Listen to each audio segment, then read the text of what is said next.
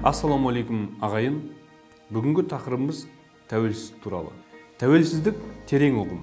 Ол азаттықты, еркіндікті, тарихты білдіреді. Тәуелсіздік бізге 1991 жылы келген жоқ. Ол қазақ халқының ғасырлар бойы аңсаған, қол жеткізуге әрекет жасаған жеңісі. Егемендік қазақтың басына қонған бағы, астына орнаған тағы деуге болады.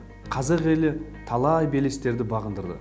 Желтоқсанда жарқ еткен жалынды жастар қазаққа азаттық таңын сыйға тартқандай болды. Осылайша күллі жаһанға қазақтың қайратын, айбынын танытты. Қазіргі тәуелсіз Қазақстан ата-бабаның орындалған шұғылалы арманы, сарғайып күткен сағынышы.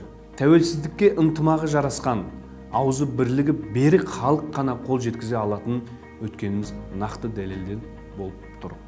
Сондықтан о бастан рулар тайпаларға, тайпалар одақтарға, ал тайпалық одақтар елге, халыққа айналу үшін үздіксіз күресті, жан алысып, жан берісті. Өйткені халық болып қалыптаспай, тәуелсіздікті баянды түрде қолда ұстап тұру да мүмкін емес еді.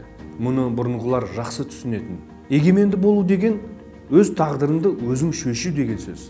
Қазіргі кезде елімізге тыныштық орнап, қой үстіне боз торғай жұмыртқалаған заман келді деп мақтанышпен айта аламыз. Артқа тастаған 30 жылдың ішінде не атқардық деген сауал туса, тізбектеп сөзбен жеткізу мүмкін емес. Бір мемлекетке жетерлік іс тындырылды және жүзеге асырылды. Құдайға шүкір деуге болады.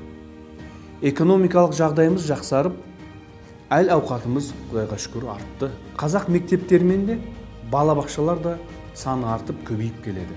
Білім мен денсаулық жағдайына аса мән берілді. Өзге елдермен қарым-қатынасымыз жақсарып, саяси және мәдени қатынастар да үдейе түсті.